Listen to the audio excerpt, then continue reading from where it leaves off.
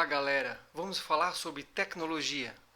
O assunto hoje é hardware, especificamente fontes de alimentação.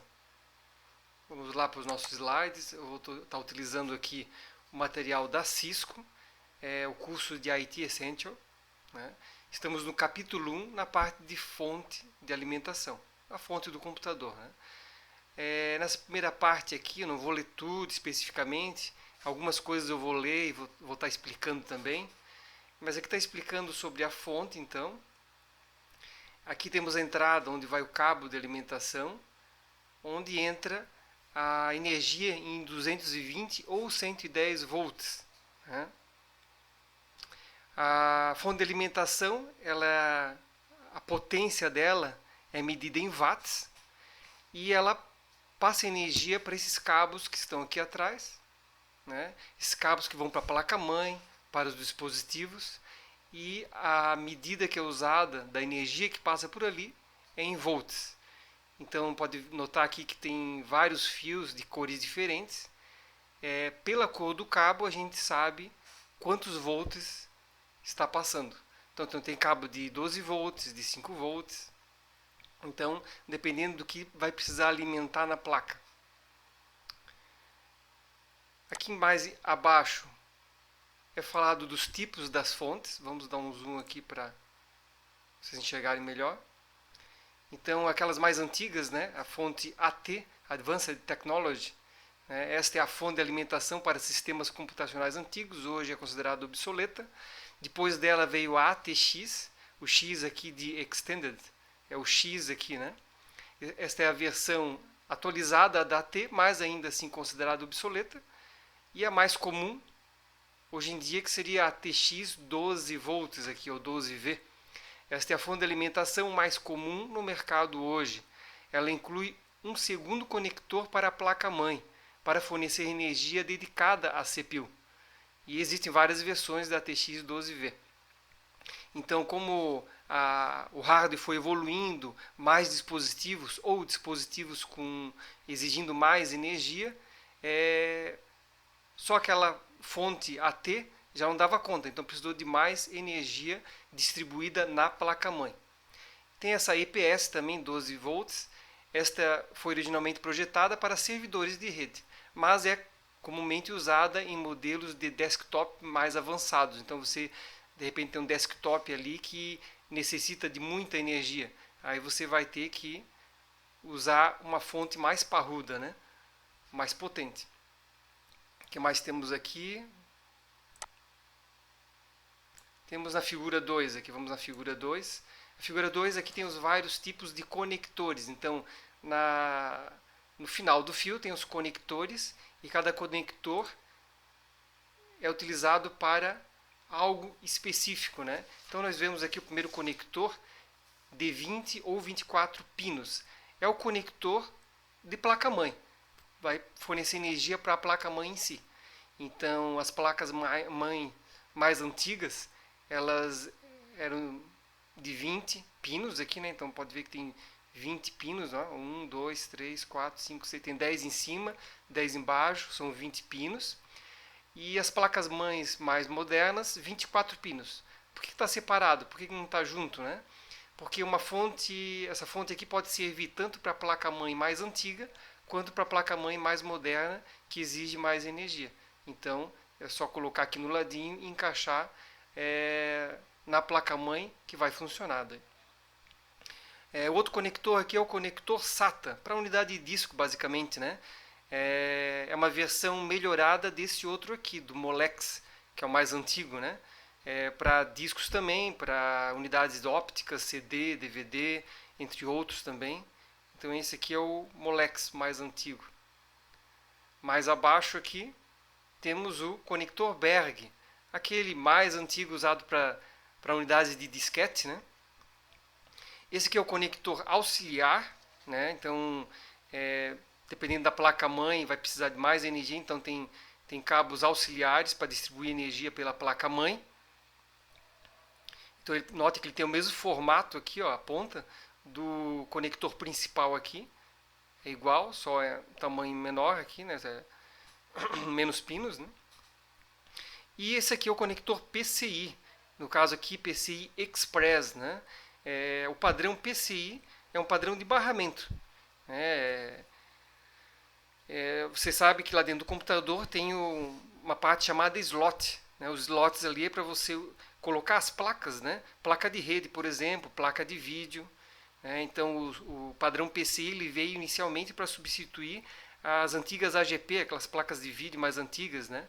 Mas com o tempo esse conector PCI, esse slot, foi sendo utilizado para outras coisas também, não só para substituir a placa de vídeo, também para a placa de rede, para som, para o SSD, dentre vários outros. Vamos voltar aqui. Então esses são os conectores. Vamos ver a outra figura. Essa figura aqui basicamente tem a lista dos conectores que nós vimos na figura anterior, com a descrição, que foi o que eu falei, aqui está um pouco mais detalhado talvez. E na outra figura mostra uma tabela com as voltagens e a cor de cada fio. Eu falei antes que pela cor a gente sabe qual voltagem, né? Então, por exemplo, a cor do fio amarelo é mais 12 volts. Notem que os volts aqui pode ser mais ou menos, né? Então o amarelo vai passar mais 12 volts. Para que serve esse? Que tem a descrição, né? Motores das unidades de disco, ventiladores, dispositivos de refrigeração e slots de abarramento do sistema. Então, notem que são dispositivos que necessitam de um pouco mais de energia, né, de volts, do que aqueles de 5 e 3,5. Aqui no lado está marcado quais são as fontes que suportam aquele tipo de voltagem, né, e cor. E tem aqui menos 12 volts, é o azul, 3,3 volts laranja, mais 5 volts o vermelho, menos 5 volts o branco. E o 0 volts que é o preto. O fio preto, então, é o fio terra. Ele é usado, então, para com as outras voltagens, né, para fechar o circuito, na verdade. Então, precisa do fio preto. Vamos ver o que mais tem aqui. Vamos passar o slide para o próximo. Aqui nós temos as potências. Isso aqui é fundamental quando se fala de fonte de alimentação, né? Tem várias medidas, né? Então, na verdade, uma meio que depende da outra aqui, né? Então, se você fala em volts, também você tem que entender o que é o amperes, o ohms e os watts, né? O que seria? Esse aqui seria a medida, então, e aqui a grandeza. Então, a medida em volts é para eu falar da grandeza da tensão, né? O símbolo é o V. O que faz isso aqui? Vamos dar um zoom aqui para visualizar melhor também. Então, os volts, né, é a medida do trabalho necessário para deslocar uma carga de um local para o outro. Então, a energia vai de um local para o outro e assim é medido em volts. A fonte de alimentação do computador geralmente produz várias tensões diferentes. Então, como eu falei antes, dependendo do fio, da cor do fio, né, vai passar mais volts ou menos volts. Então, mais 12 volts, por exemplo, ou menos 12 volts, 5, 3,3. E os amperes, que é para a grandeza seria a corrente, né? É a medida da quantidade de elétrons que se deslocam por segundo em um circuito. Então, fechou o circuito, se conta por segundo quantos elétrons passaram. A fonte de alimentação do computador gera amperagens diferentes para cada voltagem de saída. Então, não está intimamente ligado com a voltagem. Eu posso pegar um fio lá e medir a corrente. Eu vou medir a corrente em volts, na verdade. A outra medida é em ohms, né, que é a resistência. O próprio nome já diz. Ele cria uma resistência. Né? Refere-se à resistência ao fluxo de corrente em um circuito. Então, uma menor resistência permite que mais corrente flua pelo circuito. E aqui fala do fusível. Né? Um bom fusível tem baixa resistência, ou aproximadamente 0 ohms. Então, pelo fusível, eu posso reduzir a potência, na verdade. É um dispositivo que a gente usa, então, para... A gente fala, queimou o fusível, né? Se algum dispositivo teve uma sobrecarga de energia e queimou só o fusível, isso é muito bom. Porque o fusível geralmente é barato para você trocar, né? E ele ajuda, de certa forma, a proteger até o dispositivo. Então, se a carga de energia não foi tão grande, tão forte, vai queimar só o fusível. Não chegou a queimar uma placa-mãe, por exemplo, do computador ou outros dispositivos. E a medida em watts, que é a potência, né? a fonte de alimentação, a potência dela é medida em watts. É a medida do trabalho necessário para deslocar os elétrons por um circuito, a tensão, multiplicada pelo número de elétrons que passam por aquele circuito por segundo, que é a corrente. Então, as fontes de alimentação do computador são classificadas em watts. Então, eu vou comprar uma fonte de computador, vamos dizer que eu vou montar um computador, né?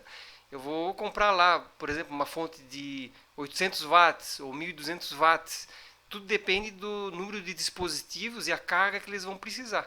Se eu colocar uma fonte muito simplesinha, com pouca potência, para dispositivos que vão usar muita energia, eu vou ter problema, né? É melhor sempre errar para mais, né? Ou seja, você ter sobrando energia do que está faltando. Né? Então, a fonte de energia é muito importante você comprar de tal forma que vá sobrar. Que se você quiser depois, posteriormente, colocar mais coisa no seu desktop, mais um HD, por exemplo, um SSD ou outros dispositivos, você tem energia sobrando. Então, tem que tomar muito cuidado com isso, né? Aqui tem as medidas, alguns cálculos que você pode fazer, né, para medir voltagem, amperes, ohms e watts. Na outra figura, aqui mostra então a fonte de alimentação por trás.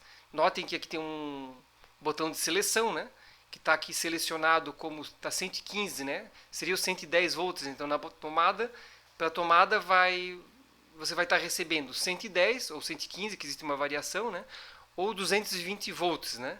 Então, isso aqui é um problema dependendo da região do país, né? Então, no sul é mais 220 volts, em outras regiões do país é 220 volts. Então, se você compra um equipamento que é 110 ou 220, você seleciona ali a fonte, na fonte, né? Mas você deixa ligado no 110 aqui, ou 115, e liga na tomada que é 220, o que vai acontecer? Vem uma carga de energia maior do que a fonte está esperando e vai queimar a fonte, né? E ao contrário também não é muito bom, mas não é tão pior, né?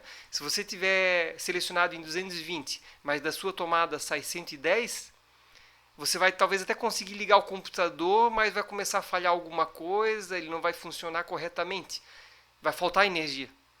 Então, é porque faltou energia, mas o contrário é pior, né? Queimar a fonte é pior. E isso acontece não só com quem não conhece sobre cargas, sobre energia de fonte. Acontece até mesmo com técnicos bem experientes, que às vezes esquecem de verificar qual é a carga, como é que está selecionado na fonte e o que está saindo da tomada e acabam queimando fontes, né? Na outra figura, então, temos a fonte de alimentação aberta. Então, foi aberta e dentro aparece ali os circuitos, os cabos chegando aqui, né? Os capacitores, que é onde tem energia aqui, então não é bom, aqui, até no material da Cisco aqui embaixo, né? Até eles recomendam aqui, ó, cuidado, não abra uma fonte de alimentação, porque os capacitores eletrônicos localizados em fontes de alimentação, que mostra na figura 3, podem armazenar carga por período prolongado de tempo. Então, procurar não abrir a fonte de curiosidade, principalmente se ela faz pouco tempo que foi usada, né? Vamos lá para o próximo slide. Próximo slide aqui, na verdade, é um laboratório, né, que envolve alguns cálculos, que é explicado aqui, que eu não cheguei a ler todo o material anterior, mas explica a matemática do uso dos tipos de medidas, né? E esse aqui é a tarefa, então, né? Tarefa para você responder sobre a lei de Ohms. Antes de finalizar aqui, eu gostaria de mostrar também um slidezinho sobre o multímetro, né? O multímetro é um dispositivo para medir a energia, né?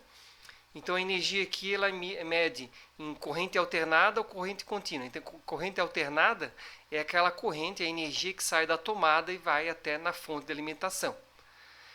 Da fonte de alimentação, ela faz uma conversão para os fios que vão ligados na placa-mãe.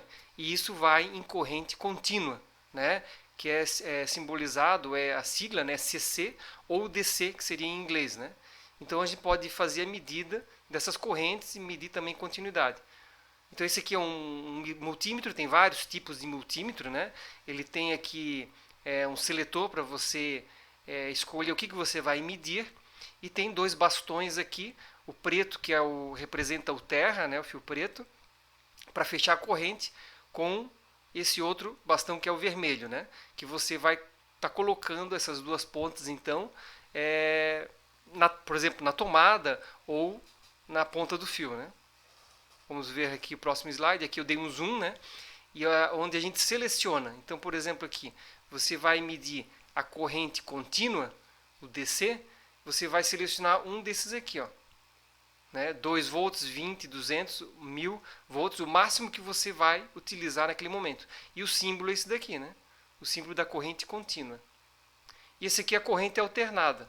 Ó, aqui o seletor está mostrando que está no 750 volts. Eu vou fazer alguma medida que no máximo vai a 750 volts. Então, serviria para eu medir, por exemplo, a energia que sai da tomada, que vai até, por exemplo, 220 volts.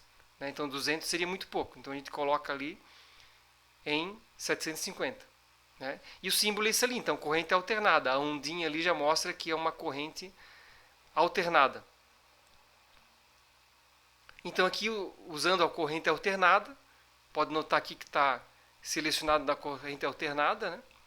E vamos colocar então os bastões na tomada. Né? Isso aqui é bom para fazer no laboratório, né? Para a gente testar. E aqui mostra que a corrente está em 215. Né? O normal seria 220 volts. Mas existe uma variação. Naquele momento a energia não estava a 220. Pode estar um pouco menos, um pouco mais. Aqui a gente vai medir as pilhas, né? Então aqui já não é corrente alternada, né? Aqui a medida das pilhas é na corrente contínua, né? Eu posso medir uma bateria, por exemplo, essa aqui é uma bateria de 9 volts, eu coloco os bastões posicionados nas extremidades ali. Ou posso medir uma pilha, essa aqui é uma pilha que tem lá dentro do computador, né? Posso medir ela, essa aqui é aquela pilha de 3 volts, né? Não, colocando os bastões posicionados ali também, vai aparecer no display do multímetro se essa pilha está funcionando ainda, se tem carga, se está em meia carga ou se está zerada totalmente. E podemos fazer também o teste de continuidade, ou seja, eu vou testar a corrente para ver se tem corrente. Esse cabo aqui é um cabo de rede, né? O cabo de rede tem as duas extremidades e nas extremidades tem os fios ali, né? Já pode ver que estão descascados ali, né? Aparecendo o cobre. Então, por exemplo, tem o fio verde que está com cobre aparecendo. E na outra ponta também tem o fio verde que está com cobre aparecendo. Eu posso colocar segurando um bastão numa ponta e outro bastão na outra ponta. Notem que tem que estar selecionado nessa posição aqui, ó, que é a posição para eu testar a continuidade da corrente, né? Se eu colocar o bastão nas duas pontas e tiver um som, emitir um som agudo, contínuo, isso quer dizer que está tendo continuidade, ou seja, esse fio está funcionando. A energia está passando por ela. Não precisa ter medo de levar choque, porque a voltagem é muito baixa.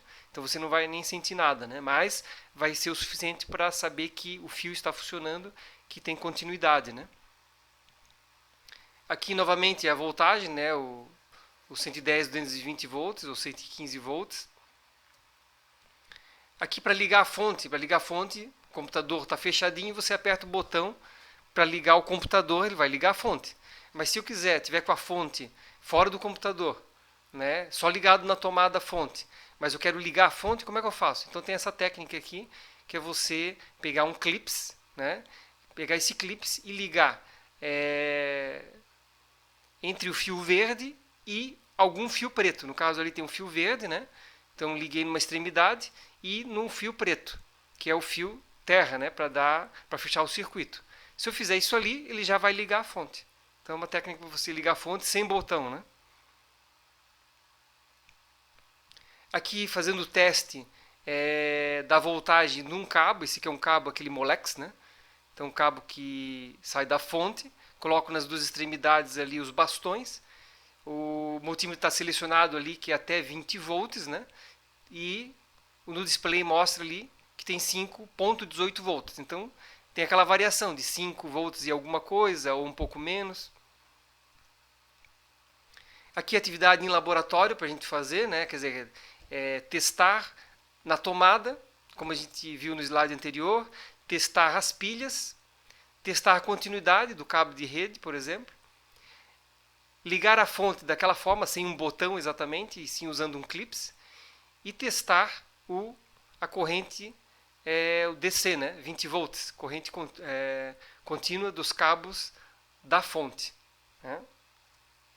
Uma outra atividade interessante seria você assistir o filme do Nikola Tesla vezes Thomas Edison. Vai lá no Google, né, escreve as palavras-chave aqui. Tem um documentário legal no National Geographic, né, mas tem um filme também no Netflix e conta sobre essa questão da energia, né, da corrente alternada e da corrente contínua. Então houve uma disputa entre esses dois avatares ali e foram responsáveis pelo que a gente usa hoje de energia, né? Senão não teríamos todas essas evoluções tecnológicas que temos hoje, com certeza. Então, assistam um filme ali que vale a pena. Pessoal, obrigado pela participação. Se gostaram do vídeo, curta o vídeo no canal do Vital, inscreva-se ali para receber mais vídeos. Pelo menos uma vez por semana eu vou estar postando algum vídeo sobre tecnologia, geralmente sobre hardware, sobre redes de computadores, sobre programação, mas alguma outra coisa que envolva tecnologia também eu vou estar postando para compartilhar com vocês. Um grande abraço a todos!